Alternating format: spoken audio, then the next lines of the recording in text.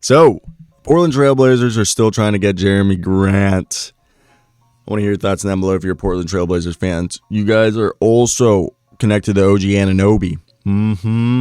Now, look, the Portland Trailblazers, this is all according to The Athletic. Shout out James L. Edwards III, Chris Krishner. And yeah, that's basically it. Let's get right into it. Now, look, guys. I want to hear those thoughts down below. The Portland Trailblazers are obviously the most linked for the past few months and regarded as the team that is most interested with Jerami Grant. And, the Hawks are a team that as well would like him. So this is basically the Portland Trailblazers and the Atlanta Hawks are the two most interested teams in Jerami Grant, with the Portland Trailblazers in first, the Hawks in second. And the thing is, the Hawks need to make some tweaks because they believe they belong on their timeline of being contenders. And the thing is, the vibe that James L. Edwards has received is Grant, if he's traded, he wants a ballpark deal of 4 years, $112 million, which is the highest extension possible for him. And that's roughly $28 million a year, which is higher than what you would suggest, which would be dicey for the Hawks. Now, let's talk about this. So, I think if you look at Jerami Grant, a Jerami Grant deal would, I don't know what the Portland Trailblazers would offer. Would they offer our guy, Josh Hart in that deal? I think it's easier deal for the Hawks offer because they can offer Danilo Gallinari, and that's a exposable, not expendable contract because it's not fully guaranteed. While you look over here, I guess it would be Eric Bledsoe. You would throw Eric Bledsoe at them with a combination of probably Nazir Little and Justice Winslow and throw that in a few first-round picks. That way they can cut all those salaries. But I assume if you're trading anybody to the Pistons want salary cap cutters. So basically guys like Danilo Gallinari and Eric Bledsoe, who their deals are partially guaranteed. And look, the Portland Trailblazers have been the most linked, and the Trailblazers have the 7th overall pick, and they believe to be most interested in retooling around Damian Lillard rather than a full rebuild. So the 7th pick, Eric Bledsoe and Nazir Little, because they can cut Eric Bledsoe. His deal is not guaranteed whatsoever. So they basically open up $20 million in cap space if they do that deal. They get themselves a young talent, Nazir Little, and they get the 7th pick. That's a pretty good deal. Now you look at the Hawks.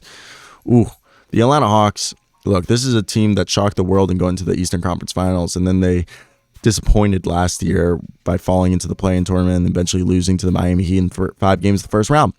And I do believe that if you're the Atlanta Hawks, there could be a deal. I know they're looking at Zach LaVine and DeAndre Ayton, but if the Hawks were to pursue Grant this offseason, I think the two players that they're offering this offseason are Bogdan Bogdanovic and Danilo Gallinari. Yes, Bogdan Bogdanovic is younger, but he has a worrisome knee issue that's lingered all season and is expected to be addressed this offseason. While Gallinari, like I previously mentioned, is an expiring contract that's only $5 million guaranteed if he's waived before June 29th.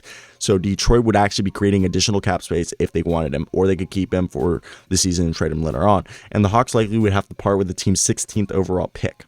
So both of these deals would include the team's first-round pick. So, like I said, the Hawks would either have Gallinari, Bogdanovic, and the 16th overall pick. The Portland Trailblazers would most likely have the 7th overall pick, Eric Bledsoe, and Nazir Little. Again, both teams would probably want to get rid of players that they don't want. And each team has playoff aspirations, good to decent trade assets.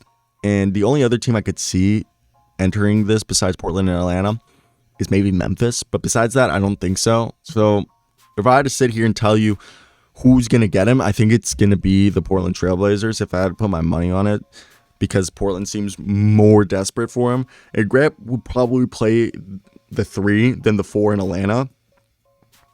And while for the Portland Trailblazers, he's probably play the 4 more than 3. And I think Weaver ideally wants a team to wow him with an offer, and at least relative to Grant's ability, a top 10 pick from Portland would do it. And I get the sense that the Pistons are holding out to see if the possibility is realistic. I think that would be their first choice. If not, a good player in a mid-first round pick from Atlanta would be suffice. So if Portland doesn't offer the 7th round pick, then he's going to Atlanta. But Portland offers the 7th overall pick. I said 7th round originally, but 7th overall pick. He's going to go to Portland. That's basically the video, guys. I want to hear your thoughts down below. What you guys think about that? I don't think I have anything else to say.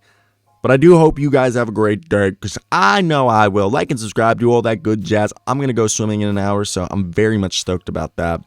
Hope you guys have a great day. Till next time, guys. Peace. Oh.